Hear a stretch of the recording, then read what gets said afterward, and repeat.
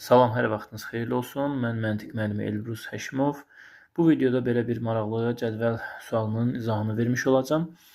Bu arada hazırlıqlarımızı dövlət qulluğu üzrə, vergi üzrə, magistr üzrə həm fərdi, həm qrupla dərslərə qatılmaq istəyənlər əlaqə saxlaya bilərlər.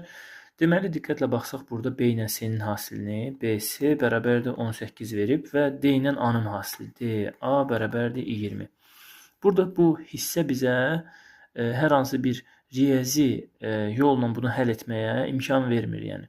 Ona görə diqqətlə baxsaq, burada tərəzinin, daha doğrusu cədvəlin aşağısında A plus B vurulsun C plus D var. Deməli, bu mötərizələri bir-birinə vurmaq lazımdır. O zaman AC üstə gələk AD və üstə gələk BC, üstə gələk BD bərabərdir 78-ə. Diqqətlə baxsaq, BC-nin qiyməti 18-dir, AD və DA eyni şeydir, bunun da qiyməti 20-dir və burada AC üstə gələk BD, bunlar hamısı qalsın yerində. Bunların cəmi 38-dir. Fikir versək, AC ilə BD-nin cəmi qalır bizim üçün. AC üstə gələk BD bərabərdir 40-a təbii ki. Və həqiqətən də bizdən elə AC ilə BD-nin deməli cəmini soruşmuşdu. Cavab olur 40.